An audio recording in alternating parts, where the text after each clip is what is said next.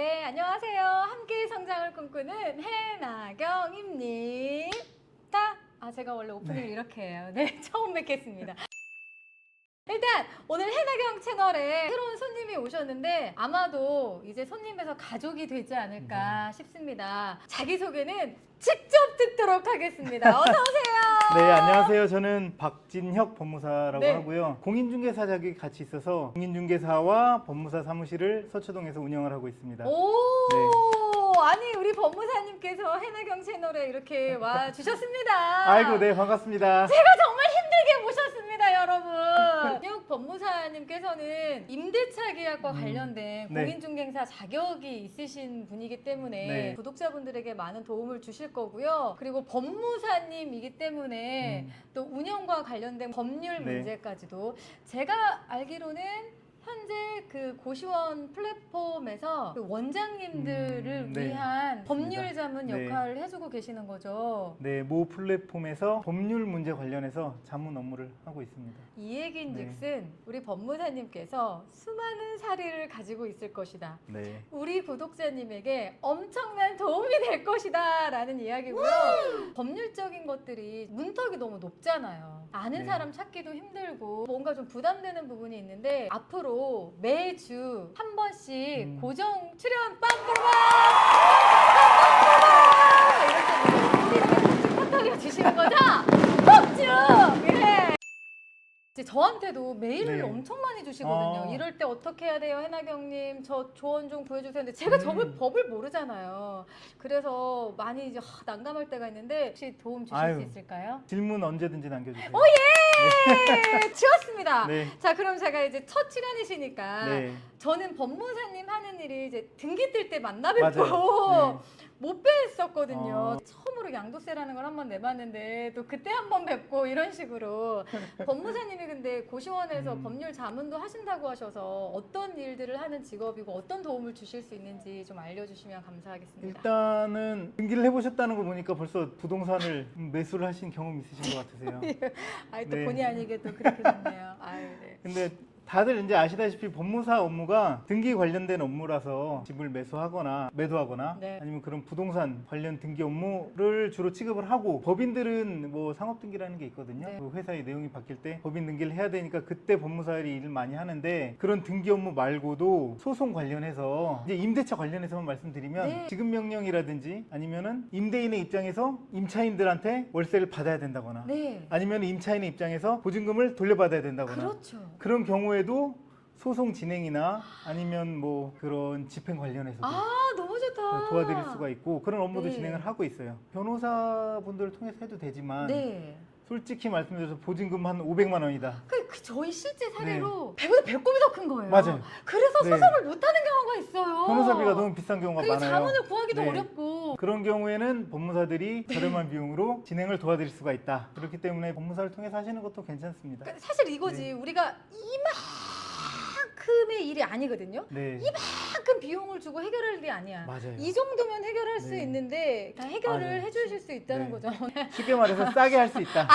네. 그러니까 큰 사건이 아닌 그죠? 네. 큰 사건이 아닌 좀 무겁지 않은 사건들을 좀 저렴한 비용으로 맞아요. 충분히 네. 법률적인 거를 해결할 수 있다. 소송 네. 문제나 이런 것들을 그렇죠. 이 얘기였습니다.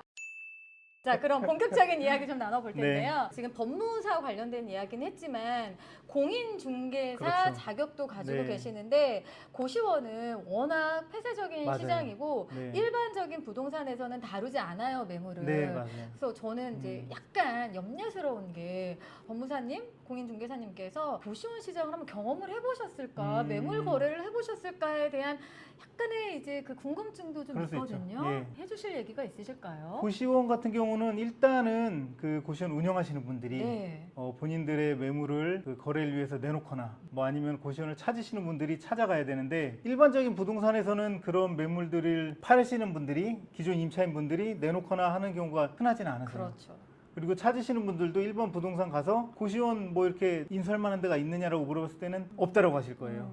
근데 저 같은 경우도 이제 부동산을 운영하면서 전문적으로 이제 그거를 취급하지는 않았는데 네. 고시원을 인수하시고 싶어 하시는 분이 찾아오신 적이 있으세요. 그래서 아. 그분한테 그러면 내가 알아봐 드리겠다. 네. 라고 하고 주변의 고시원들 실제 현재 운영하고 있는 분들 그 동네 고시원들 전부 연락을 돌려서 인수하시고 싶은 분이 있는데 권리금이라든지 이런 부분을 어느 정도로 조율해서 넘기고 싶은 의향이 있으시냐. 오. 저 같은 경우는 이제 전문을 하는 경우가 아니기 때문에 네. 제가 매물을 확보한 게 없었어요. 그렇기 때문에 전부 연락을 돌려서 와. 조율을 해서 이제 거래를 한번 성사시켜 드린 적이 있습니다. 야, 진짜 네. 대단하시다. 원래 그렇게 진행하기가 쉽지 않고 네. 그러니까 원래 고시원을 전문으로 하는 부동산에서는 늘 하는 일이 하루 진짜 24시간을 그 네이버 보면서 지도 맞아요. 등록 다 돼 네. 있는 고시원에 전화를 해서 아 저희가 권리금 잘 받아드릴게요 파실래요 이제 이게 일이거든요. 그렇죠. 네. 근데 그렇긴 한데 일반 부동산에서 이렇게 고시원을 구하기 위해서 일일이 네, 전화를 해서 맞아요. 했다는 게 와, 그러니까 저는 반가웠던 게 고시원을 이렇게 다뤄본 경험이 있으셔서 맞아요. 저희 입장에서는 너무 좋은 거죠. 음. 그리고 고시원뿐만 아니라 이 채널을 보시는 수익형 부동산에 관심이 많으신 분들은 상가 거래를 당연히 이제 해야 되는 네, 부분들이 맞아요. 있잖아요. 근데 임대차 거래는 다 포함이 되는 부분이니까 네. 오늘 우리 요요 진형 법무사님 네. 깜짝깜짝 놀라실 일이 많으실 거예요. 아이고, 앞으로. 그러니까요. 우리 구독자님들은 다 아시는데 우리 법무사님은 좀 놀라실 일이 많은데 첫날이라 좀 네. 얌전 떨고 있으니까 네, 조금만 놀라시고요. 저도 이전 영상을 많이 보도록 아, 하겠습니다. 네네. 그래서 우리 박진혁 법무사님과 함께 그 임대차 거래에 대한 네. 정보를 많이 만끽하셨으면 네. 좋겠습니다. 이제 해나경 채널에서 고시원과 관련된 임대차 계약과 운영과 관련된 법률 문제도 다 네. 다룰 수 있게 됐는데요. 따끈따끈한 이슈가 하나 있어요. 제가 SOS 하면서 카톡을 보내드렸잖아요. 캡처해서 한번 보여드릴게요. 블로그를 통해 고시원 계약과 관련돼서 문의를 하신 분이 계신데 계약을 하셨어요. 네. 근데 문제가 뭐냐? 권리 계약을 썼어요. 임대차 네. 계약하기 전에 알게 된 게 인터넷 네. 현금 지원을 이 전 원장님 그러니까 양도자가 엄청 많이 받은 거예요. 그래서 방이 그런 경우가 30개짜리인데 있습니다. 네. 인터넷 비용이 무려 한 달에 49만 원이 나온 거예요. 인터넷 현금 지원 깡도 받아놓고, 아니고 제가 계약하는 부동산에서는 현금 지원 받은 걸 계산을 다 해가지고 운영했던 기간 남은 기간은 그걸 환불해줬어요. 근데 이 그런 부동산에서는 방법도 있네요. 환불 없다. 니네들이 알아서 해라가 됐고 양도자는 나 이거 못 준다. 왜냐하면 전 원장한테도 이 현금 지원을 그 전 원장님이 받으신 거예요. 내가 권리금을 조금 깎았나 봐요. 나도 너 권리금 처음에 좀 깎아주지 않았느냐. 그러니까 난 해줄 수 없다. 이걸 나중에 알게 된 거예요. 네. 저 파기하고 싶은데 계약 파기하면 배액 배상해야 되고 해결 좀 해주십시오. 아, 이런 경우에는 권리 시설 인수 부분에 대해서 문제가 발생한 건데 권리 계약을 할 때 첫 번째로 주의하셔야 될 거는 시설 상태가 어떻게 돼 있는지 확인을 명확히 하셔야 되는데 인터넷 같은 경우는 이 요금이 나오기 전까지 확인이 어려워요. 월에 나가는 유지비 있잖아요. 얼마 정도 나가는지 확실히 확인하실 필요가 있으시고 그러면 네. 계약 전에 해야 되는 건가요? 그렇죠.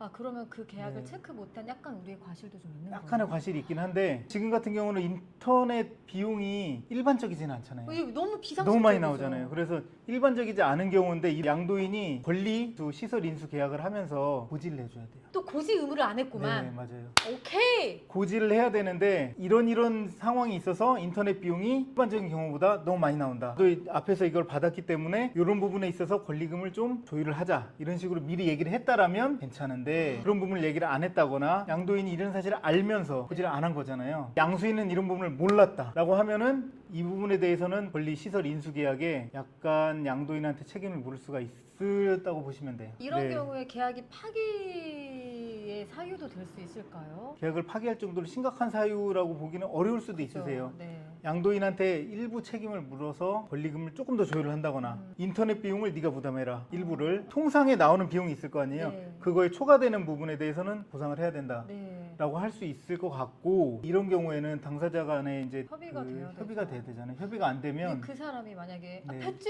안 해줘! 이러면 뭐 내용 증명이라도 보내야 돼요? 이러면 내용 증명을 하거나 어쩔 수 없이 이런 경우는 소송으로 가야 되는 경우도 있으세요.